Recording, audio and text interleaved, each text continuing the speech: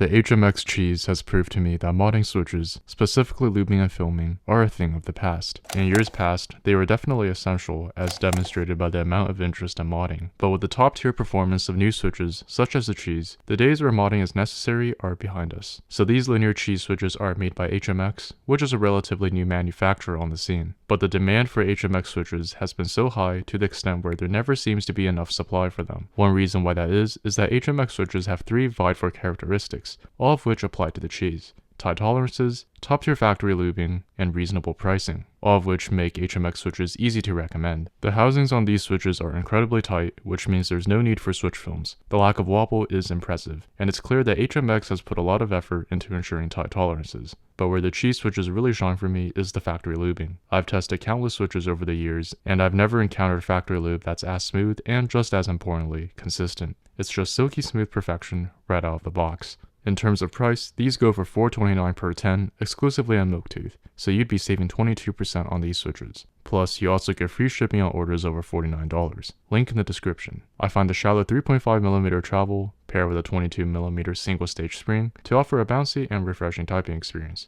and these ultralight switches are in a class of their own. For reference, the bottom out of 46 grams is lighter than 90% of all switches, so I find the cheese effortless to type on. In terms of materials, these feature nylon housings and a long pole lie stem. Usually nylon housings make for a deeper sound signature, but I was pleasantly surprised by the results with these cheese switches. I would say these have a loud, high-pitched sound profile. Take a listen for yourself.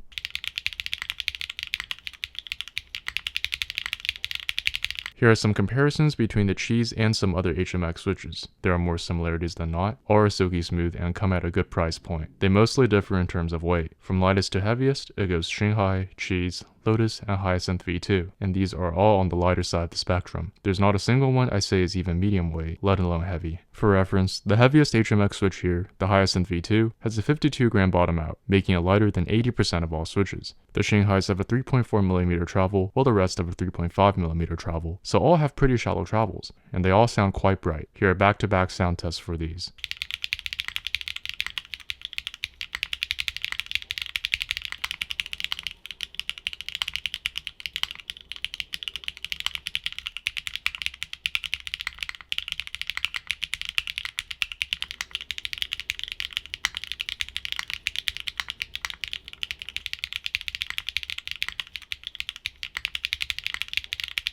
Zooming out a bit, while I love that we have the ability to customize switches through modding, I also think we've overemphasized lubing and filming in recent years. The tediousness of lubing and filming might scare newcomers away from the hobby, and at worst, even cause damage to your switches when it's unnecessary. To be fair, tolerances and lubing have been improving for a long time, but with these cheeses, and HMX's other offerings writ large, I think we've reached a huge milestone. By offering a switch that's incredibly smooth, well-built, and great sounding right out of the box, HMX is ushering in a new generation of switches that will welcome newcomers with open arms, as well as excite experienced hobbyists. But if you want to explore other super smooth switches that are great stock, make sure to watch this video here. In this video, I talk more about another HMX switch, the Shanghais. For now, thank you so much for watching, and I'll see you guys in the next one.